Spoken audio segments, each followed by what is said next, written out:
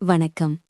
பைபிளை முழுவதுமாக வாசிக்கும் நம் லட்சிய பயணத்திற்கு உங்களை அன்புடன் வரவேற்கிறேன். இன்று நாம் 2 குறிப்பேடு 21 வாசிக்க இருக்கிறோம். இதுவரை நாம் மொத்த நூல்களில் 32.55% நூல்களை வாசித்து முடித்துவிட்டோம். இன்னும் சில நூல்களை முடித்தால் நம் பயணம் வெற்றிகரமாகும். இன்றைய வாசிப்பின் மூலம் அந்த இலக்கை இன்னும் முன்னோக்கி நகர்த்துவோம். வாங்க தொடங்குவோம்.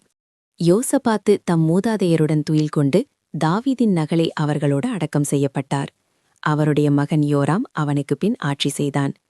யூதாவின் அரசன் யோராமின் சகோதரர்களான அசரியா, எகியேல், செக்கரியா, அசரியா, மிக்காவேல், செபத்தியா என்பவர்கள் இஸ்ரேலின் அரசராயிருந்த யோசபாத்தின் புதல்வர்கள். அவர்களுடைய தந்தை பொன், வெள்ளி அன்பளிப்புகளையும் விலையேறப் பெற்ற பொருள்களையும் யூதாவின் அரண்சூழ் நகர்களையும் அவர்களுக்கு அளித்தார். யோராம் தலைமகனானதால் அவருக்கு அரசையே அளித்தார். யோராம் தன் தந்தையின் அரசை நிலைநாட்ட தன்னை உறுதிப்படுத்திக் கொண்ட பின் தன் சகோதரர் எல்லாரையும் இஸ்ரேலின் தலைவர்களில் சிலரையும் தனது வாளுக்கு இரையாக்கினான்.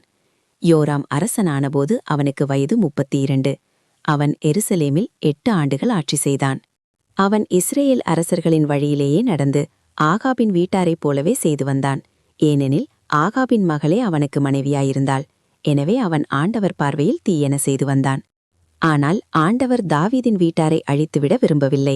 ஏனெனில் அவர் தாவீதோடு ஒரு உடன்படிக்கை செய்து அவருக்கும் அவர் மைந்தர்களுக்கும் எந்நாளும் ஒரு குலவிலக்கை தருவதாக வாக்குறுதியளித்திருந்தார்.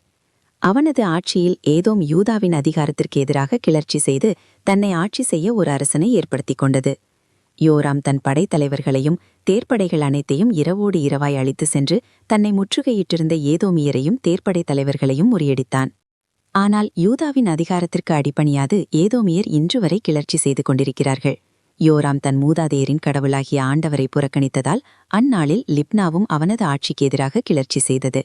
மேலும் யூதாவின் மலைகளில் தொழுகை மேடுகளை அமைத்து எருசலேம் வாழ் மக்கள் விபச்சாரம் செய்யவும் யூதா நெறி தவறவும் காரணமாயிருந்தான். அப்பொழுது இறைவாக்கினர் எலியாவிடமிருந்து யோராமுக்கு வந்த மடல், உன் தந்தை தாவீதின் கடவுளான ஆண்டவர் கூறுவது இதுவே: நீ உன் தந்தை யோசபாத்தின் வழிமுறைகளையும் யூதா அரசன் ஆசாவின் நெறிமுறைகளையும் பின்பற்றவில்லை. மாறாக இஸ்ரேல் அரசர்களின் வழிமுறைகளை பின்பற்றி ஆகாபு வீட்டாரைப் போல் யூதா எருசலேம் வாழ் மக்களை விபச்சாரத்தில் ஈடுபட செய்தாய். உன்னை விட நல்லவர்களான உன் தந்தை வீட்டாரான உன் சகோதரர்களையும் கொன்று போட்டாய். எனவே ஆண்டவர் உன் குடிமக்களையும் உன் புதல்வரையும் மனைவியரையும் உன் உடைமைகள் அனைத்தையும் பெரும் கொள்ளை நோயால் வாதிப்பார். நீயோ மிக கொடிய குடல் நோயினால் பீடிக்கப்பட்டு உன் குடல்கள் நாளுக்கு நாள் அழுகி விழும் மட்டும் வதைக்கப்படுவாய். அதன்படி பெலிஸ்தியர் எத்தியோப்பியருக்கு அருகேயுள்ள அரேபியர் ஆகியோரின் பகை உணர்ச்சியை யோராமுக்கு எதிராக ஆண்டவர் தூண்டிவிட்டார். அவர்கள் யூதாவில் நுழைந்து அதை பாழ்படுத்தி அரண்மனையில் அகப்பட்ட பொருள்கள் அனைத்தையும் சூறையாடினர். அவனுடைய கடைசி மகனான யோவகாசை தவிர மற்ற பிள்ளைகள் மனைவியர் எல்லாரையும் கடத்தி சென்றனர். இது தவிர தீராத குடல் நோயினால் ஆண்டவர் அவனை வாட்டி வதைத்தார். நாள்கள் நகர்ந்து 2 ஆண்டுகள் உருண்டோடின. நோயின் கடுமையால் யோராமின் குடல்கள் வெளிவந்தன. அதனால் அவன் கொடிய வேதனையற்று மடிந்தான். அவனுடைய மூதாதையருக்கு நெருப்பு வளர்த்தது போல் செய்யாமல் அவனுடைய மக்கள் அவனை அடக்கம் செய்தனர். அவன் அரசனானபோது அவனுக்கு வயது 32. எருசலேமில் 8 ஆண்டுகள் ஆட்சியாண்ட அவன் வருந்துவார் எவருமின்றி மறைந்து போனான். அவனை அரசர்கள் கல்லறையில் அடக்கம் செய்யாமல் தாவீதின் நகரில் அடக்கம் செய்தனர். நாம் 1189 அதிகாரங்களில் 388 அதிகாரங்களை நிறைவு செய்துவிட்டோம். இன்னும் சில அதிகாரங்களை வாசித்தால் முழு பைபிளையும் முடித்துவிடுவோம். நாளை அடுத்த அதிகாரத்தை பார்க்க சந்திப்போம். நாள்தோறும் இந்த பயணத்தில் நீங்களும் பங்கேற்றால் பைபிளை முழுமையாக வாசித்து முடிப்போம். இது நம் வாழ்க்கையிலும் ஆன்மாவிலும் பெரிய மாற்றத்தை ஏற்படுத்தும். இந்த பயணம் உங்களுக்கு நம்பிக்கையையும் சமாதானத்தையும் கொடுத்தால் இந்த வீடியோவை லைக் செய்யவும் சப்ஸ்கிரைப் செய்யவும் மறக்க வேண்டாம். பகிர்ந்து மற்றவர்களையும் இந்த பயணத்தில் சேருங்கள். நாளை மறக்காமல் வாருங்கள்.